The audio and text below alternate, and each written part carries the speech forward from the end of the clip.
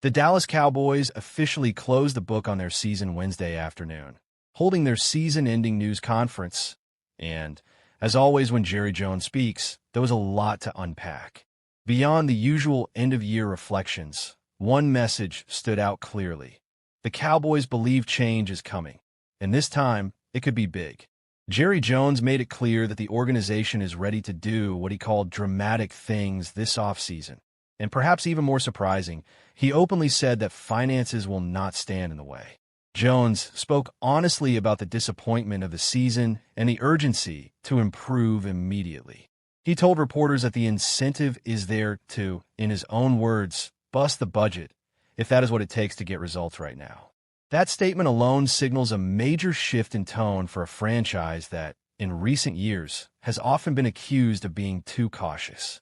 According to Jones, the Cowboys are not interested in standing still. They want to be better, and they are willing to take controversial paths to make that happen.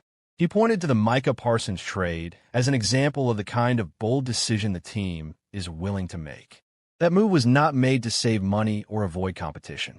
As Jones explained, it was done with winning in mind, even if it meant upsetting fans and inviting criticism.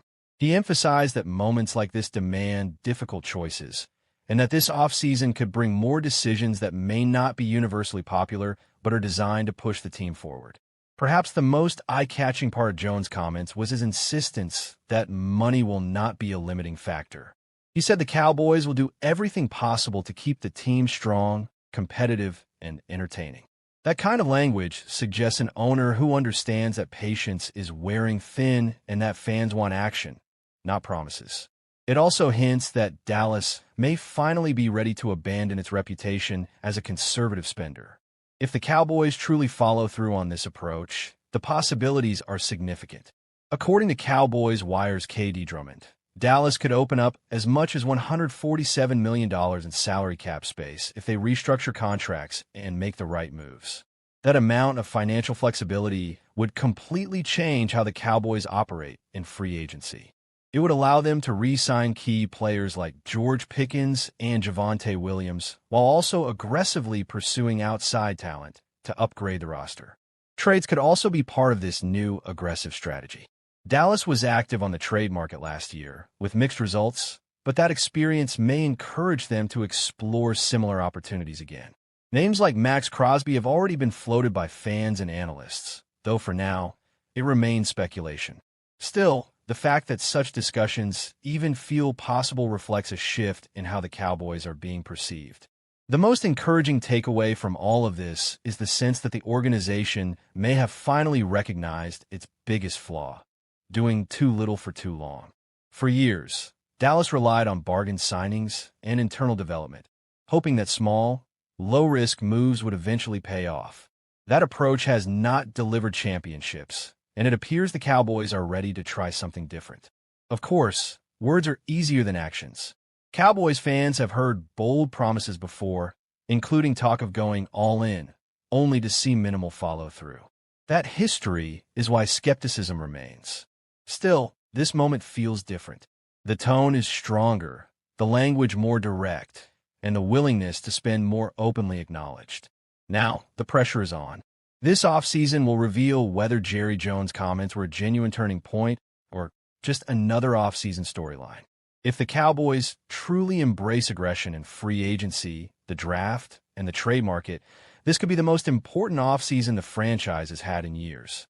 Only time will tell how it all plays out, but one thing is clear: the Cowboys are promising action, and the NFL world will be watching closely to see if they finally deliver. The 2025 NFL season was supposed to be a turning point for the Dallas Cowboys, but instead, it became another chapter of disappointment. From the very beginning, things never truly clicked. The team showed flashes of talent, moments where fans believed, but those moments never lasted long enough. When the regular season ended with a 7-9-1 record and no playoff spot, it was clear that the Cowboys had once again failed to meet expectations. For a franchise with such a rich history and massive fan base, missing the playoffs is not just a bad result. It is a serious problem. As the offseason began, pressure immediately shifted to owner Jerry Jones and the front office. Everyone knew changes were coming. The Cowboys were not just losing games, they were losing direction. The roster was expensive, the salary cap situation was tight, and key players were approaching major contract decisions. Dallas could no longer afford to delay tough choices. One controversial move, in particular, would end up defining this entire offseason and possibly the future of the franchise. That move was the decision to trade Micah Parsons. For many fans, this felt shocking and even painful. Parsons was the face of the defense, a dominant edge rusher, and one of the best players in the NFL at his position.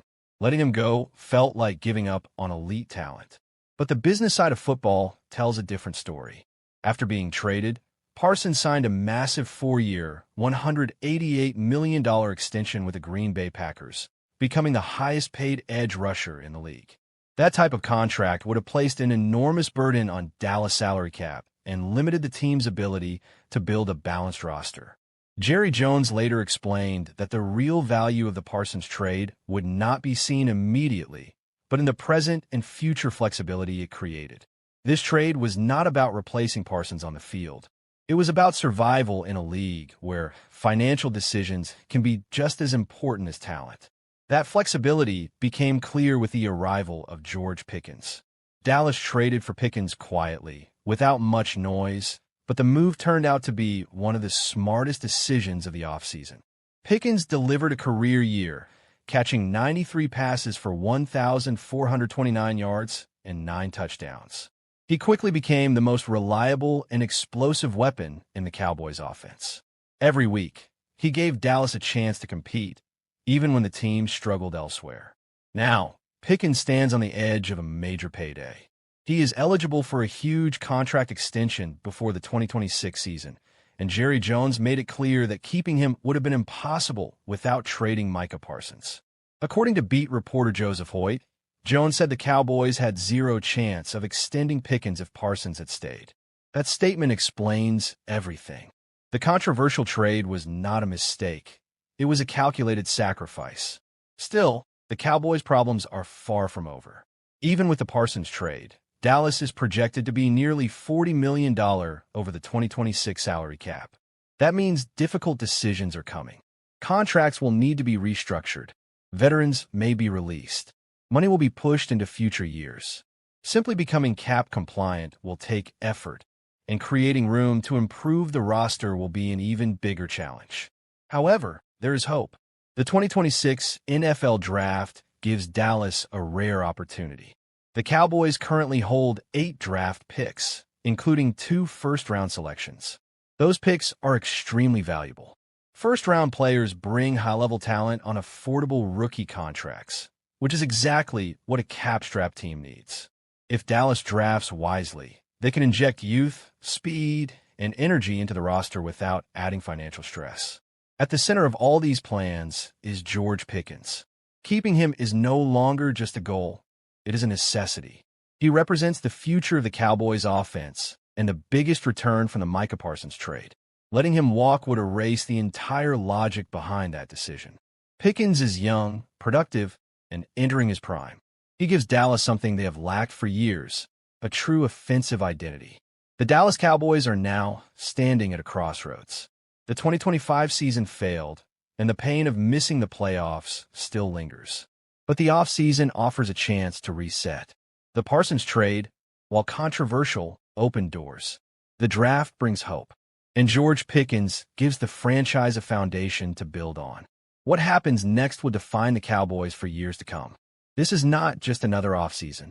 This is a moment of truth. Whether Dallas rises again or remains stuck will depend on how well they handle the choices in front of them. And that is the story of the Cowboys right now. A team caught between the weight of the past and the possibility of a better future. And as the offseason begins, the front office finds itself standing at a crossroads. Changes are already happening, expectations are high, and the pressure to get things right has never been stronger. Today's story, we will take a deep dive into everything shaping the Cowboys' offseason so far. We will talk about coaching changes, roster uncertainty, free agency pressure, and most importantly, the future of the running back position. We'll explore why the Cowboys moved on from defensive coordinator Matt Eberflus, what that decision says about the team's direction, and how one major free agent situation could define Dallas' identity going forward. We are not here for hot takes or quick reactions. This is a long-form conversation, a full breakdown meant to give context, clarity, and perspective.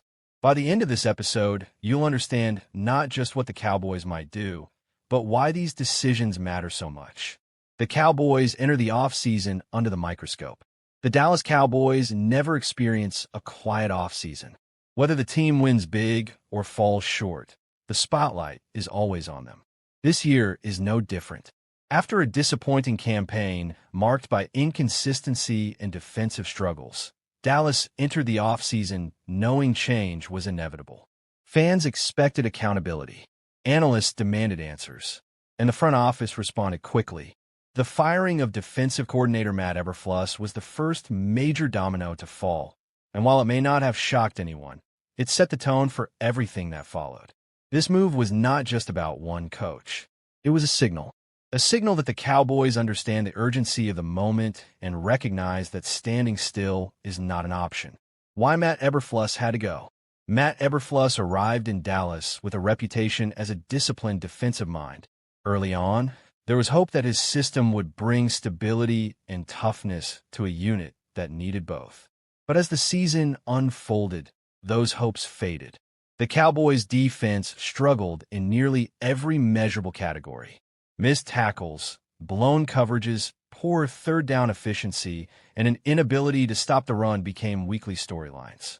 Opposing offenses seemed to find success far too easily, and the defense failed to complement an offense that often did enough to win games. Even after the mid-season trade for Quinnen Williams, which briefly sparked optimism, the improvement was short-lived. The defense showed flashes, but flashes are not enough in the NFL. Consistency wins games, and Dallas simply did not have it. In the end, Eberflus became the most visible symbol of the defense's failures. Letting him go was less about blame and more about reset. The Cowboys needed a fresh start. Coaching changes and what they reveal about Dallas' strategy. Coaching changes are rarely isolated decisions. They usually reflect a broader organizational philosophy. In this case, the Cowboys' decision to move on from Eberflus suggests that the front office is prioritizing immediate improvement over long-term patience. Dallas is not rebuilding. This is a team that believes it can compete now. With veteran stars, a proven quarterback, and playoff expectations, the margin for error is slim.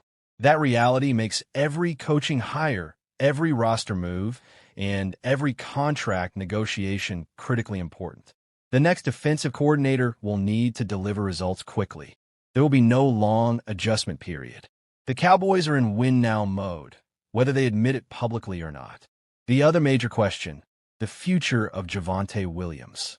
While coaching changes grab headlines, roster decisions often have a bigger impact on the field.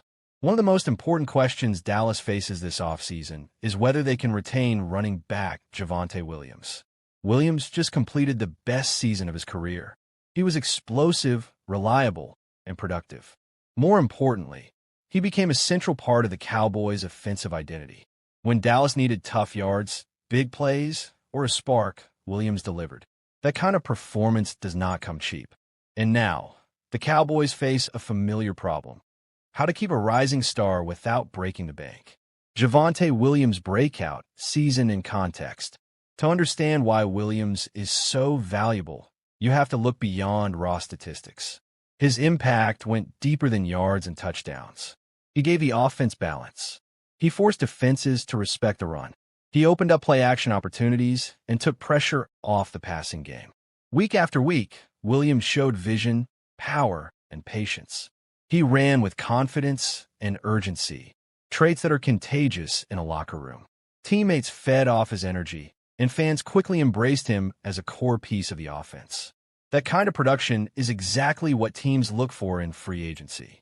And unfortunately for Dallas, they're not the only team that noticed.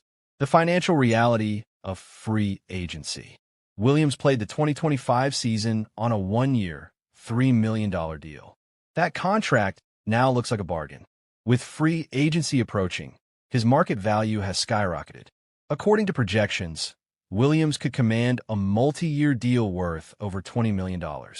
That is a significant investment, especially for a team already managing multiple large contracts across the roster. This is where tough decisions come in.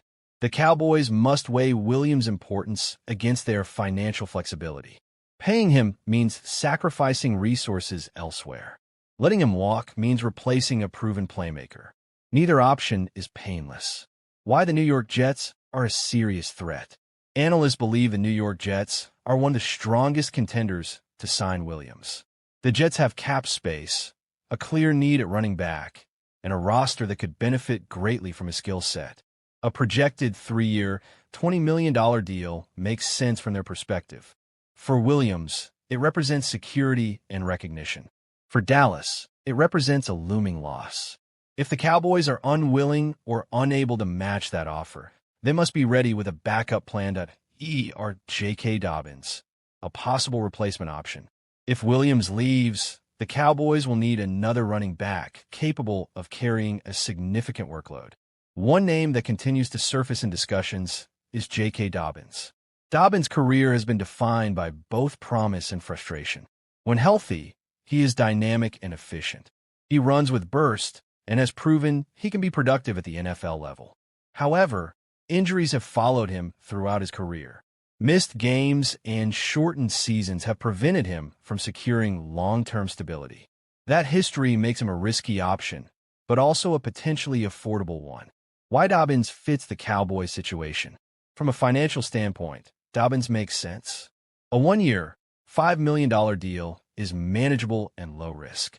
It allows the Cowboys to replace much of Williams' production without committing long-term money.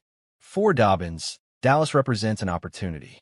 A strong season behind a solid offensive line could rebuild his value and position him for a bigger contract in the future. This type of mutual benefit is common in NFL free agency.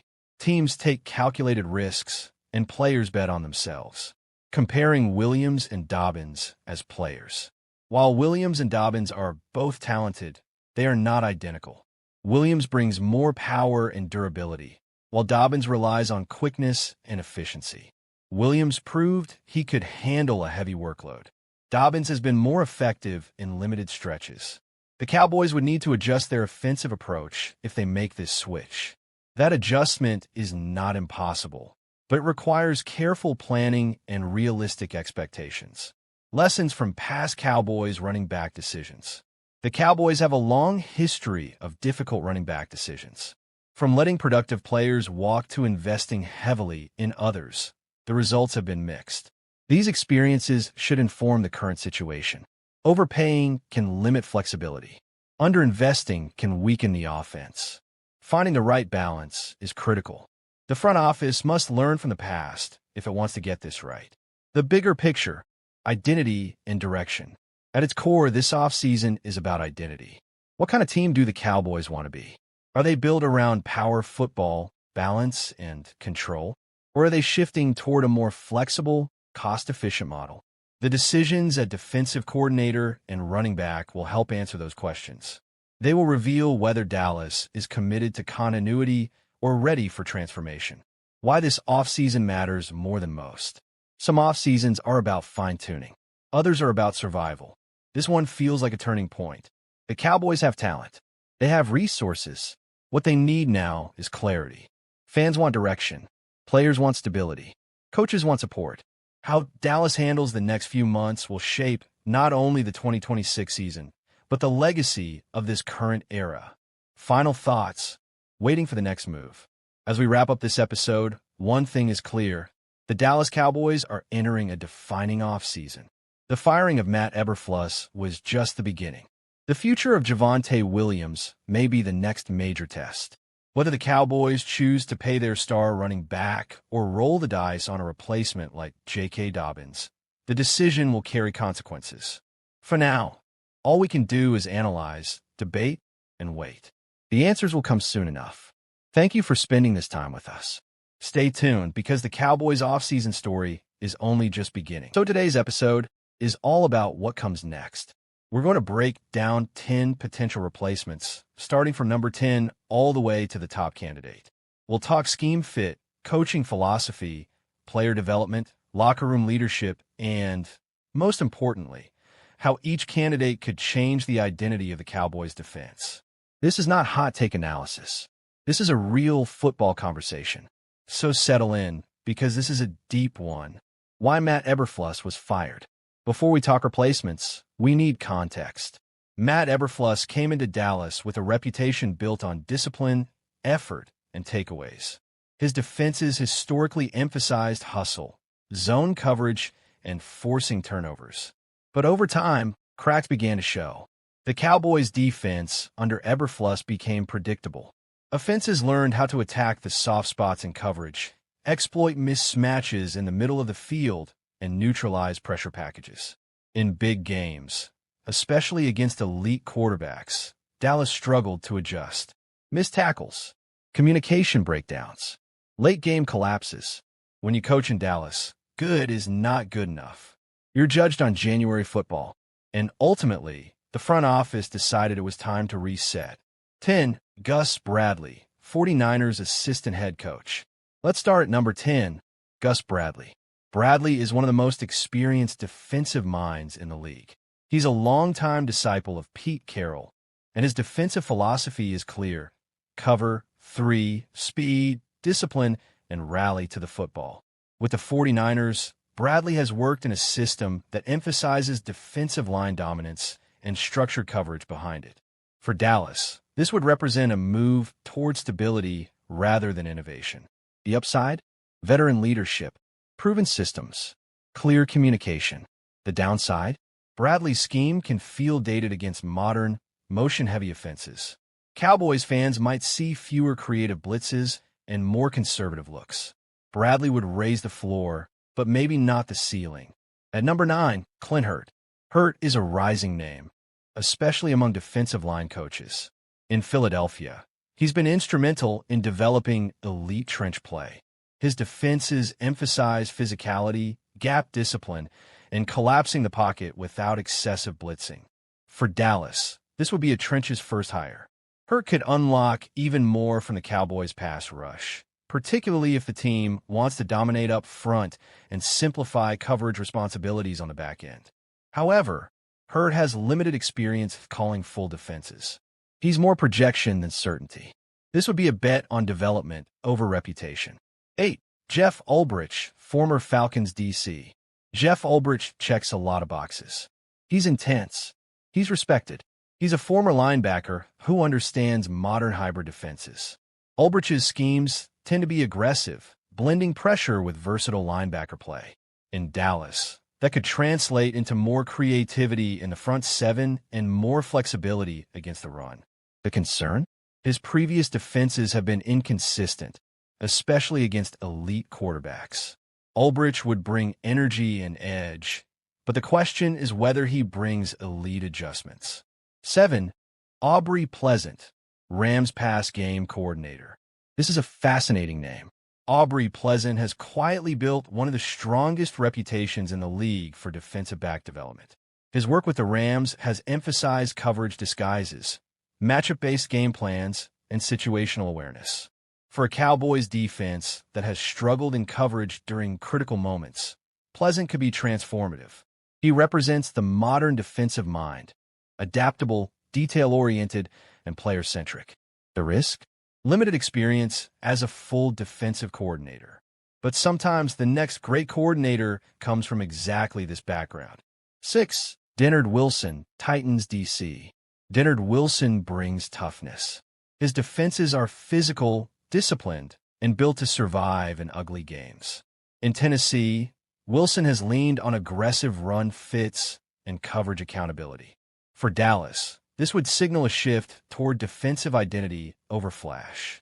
Wilson could help the Cowboys become more reliable in short yardage situations and late-game scenarios. The concern is whether his style maximizes Dallas' speed and athleticism or restricts it. 5. Al Harris, Bears DB coach. Cowboys fans know this name. Al Harris understands the culture, the expectations, and the pressure of Dallas. As a defensive backs coach, he's earned respect for his ability to teach technique and confidence. Promoting Harris would create continuity and locker room buy-in. But the leap from position coach to full defensive coordinator is massive. This would be an emotional hire, not necessarily a strategic one. 4.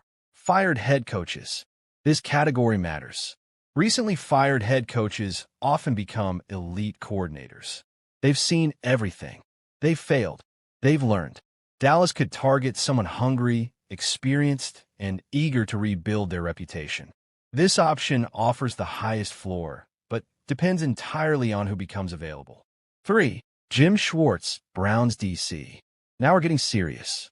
Jim Schwartz is one of the most respected defensive coordinators in football. His defenses are aggressive, attacking, and relentless. Schwartz believes in dictating terms. He doesn't wait for offenses to make mistakes. He forces them. In Dallas, Schwartz could unleash the pass rush and simplify reads for the secondary. The concern? His style can be boom or bust. But in a league where pressure wins, Schwartz makes sense. 2. Jim Leonhard, Broncos pass game coordinator. Jim Leonhard is a coach's coach. Elite football IQ, modern schematic understanding, strong communicator. Leonhard blends college innovation with NFL structure. His defenses disguise coverage, adapt weakly, and emphasize situational mastery. For Dallas, this would be a future-focused hire. He could modernize the defense without sacrificing toughness. 1. Brian Flores, Vikings DC. At number 1, and it's not close, Brian Flores. Flores is exactly what Dallas needs. Aggressive, fearless, adaptive. His defenses attack protections, confuse quarterbacks, and punish mistakes. Flores doesn't run one system. He runs game plans. In Dallas, Flores could finally unlock a defense that dominates in January, not just September. The only question is politics, not football. The Cowboys are at a defining moment. This hire will shape their identity for years. Do they play it safe? Do they chase innovation? Or do they go all in for dominance? One thing is certain.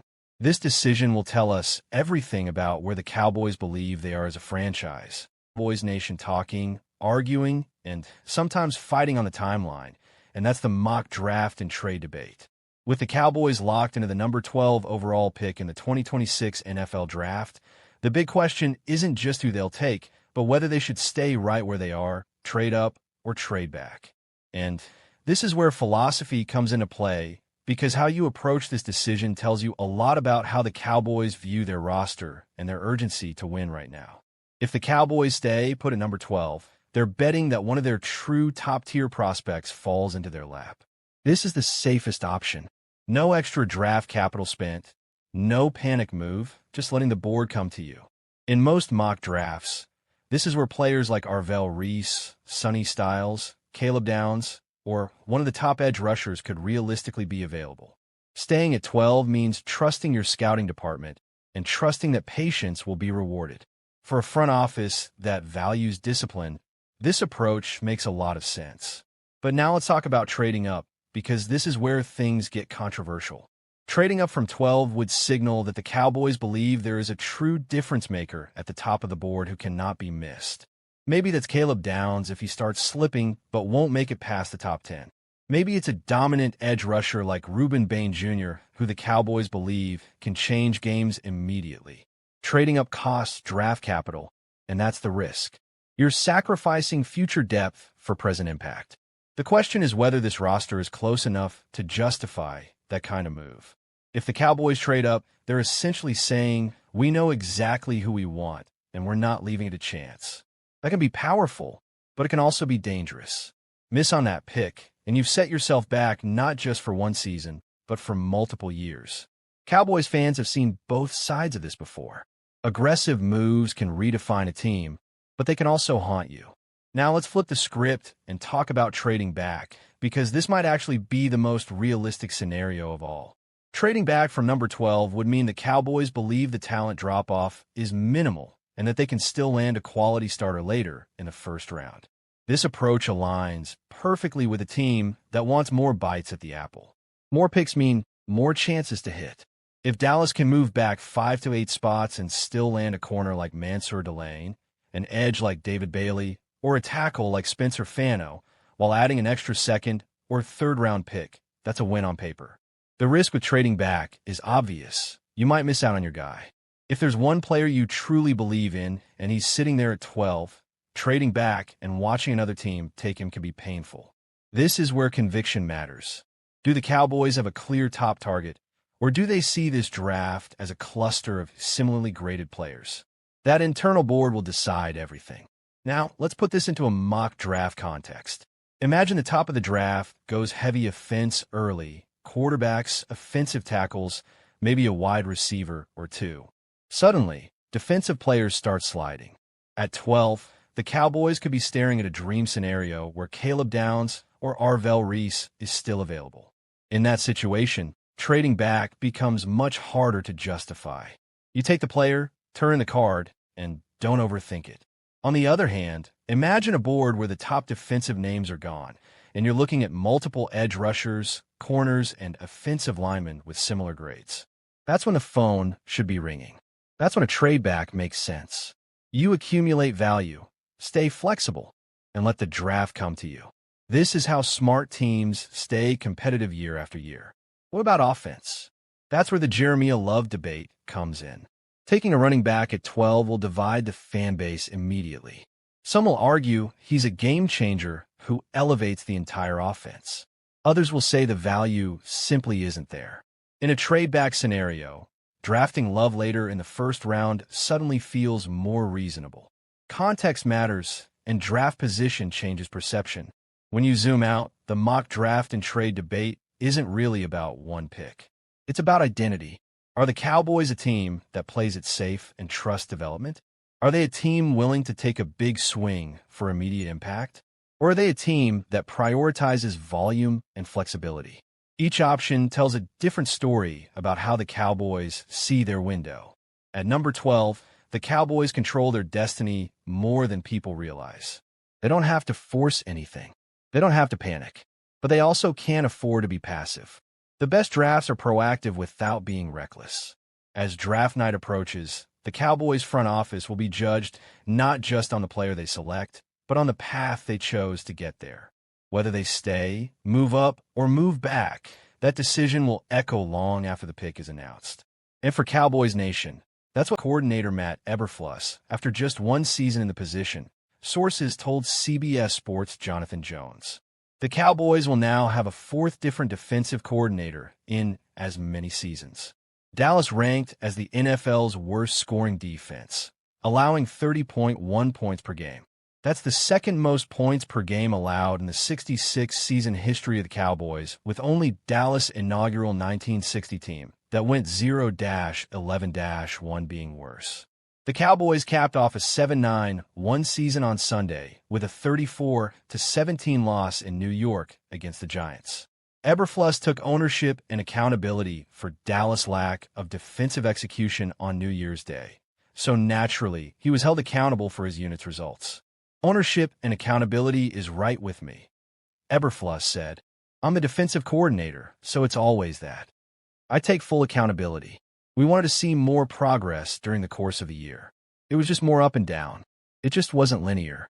It is worth noting Jones did trade away all-pro edge rusher Micah Parsons, the team's best defensive player, to the Green Bay Packers after failed extension talks a week before the 2025 season began. That put Eberflus in a tough spot before the season even began. Obviously, you have an all-pro pass rusher that wins really quick. Parsons, that's certainly going to help any defense if it's Micah, or if it's Myles Garrett, or whoever that might be. But that impact player is always going to help to a certain degree in pass downs and other downs, Eberflus said. Again, you can't look back, right? It is what it is, and then you just focus where you are.